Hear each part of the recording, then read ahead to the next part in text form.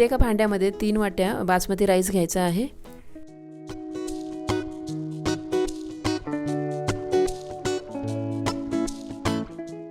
आणि आता ह्या तांदळाला एका पाण्याने स्वच्छ धुवून घ्यायचं आहे। तर इथे मी 3 वाट्या बासमती राईस घेतलेला होता, तर त्याच्यामध्ये 6 वाट्या पाणी घालून ह्याला 10 ते 15 मिनिटांसाठी भिजत ठेवायचं आहे।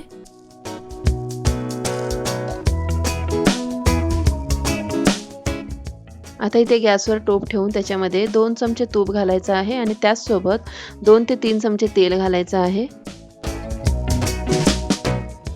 आणि आता इथे तेल गरम झालेलं आहे, तर त्यासोबत इथे आपण 2 दालचिनीचे तुकडे, 2 तेजपत्ता, 1 चमचा जिरं, 2 चक्रफूल, 2 ते 3 वेलची घालून याला मिक्स करायचं आहे।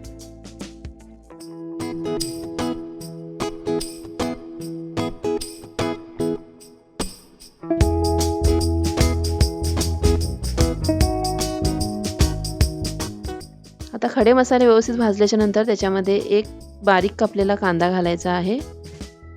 त्याचसोबत 2 ते 3 हिरव्या मिरच्या आणि आता ह्याला व्यवस्थित मिक्स करून घ्यायचं आहे।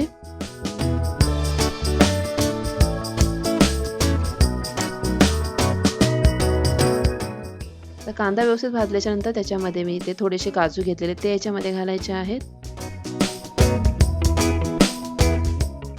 1 चमचा आलं लसूण पेस्ट घालायची आहे।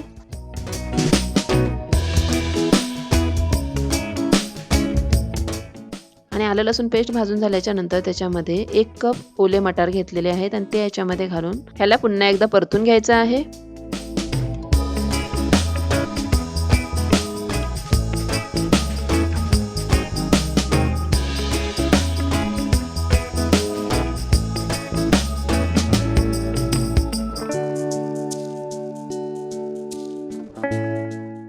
आणि आता ह्याच्यामध्ये 1 कप पुदिन्याची पानं घ्यायची आहेत। त्याचसोबत 1 कप कोथिंबीर घालायची आहे आणि आता याला व्यवस्थित परतून घ्यायचं आहे।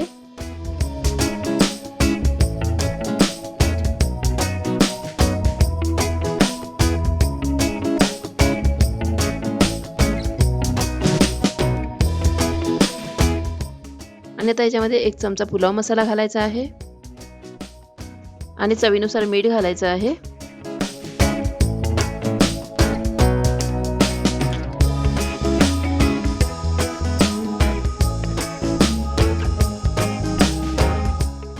आणि आता ह्याच्यामध्ये जे आपण पाण्यामध्ये तांदूळ भिजत घातलेले होते ते पाण्यासहित आपण ह्याच्यामध्ये ओतायचे आहेत।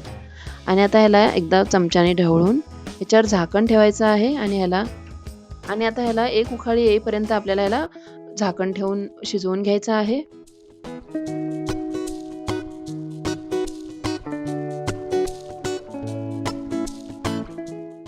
आणि आता इथे भाताला उखाळे आलेले आहे आणि आता आपल्याला भाताला एकदा चमच्याने ढवळून घ्यायचं आहे आणि आता ह्याला मंद गॅसवर 7 ते 8 मिनिटांसाठी वाफवत ठेवायचं आहे।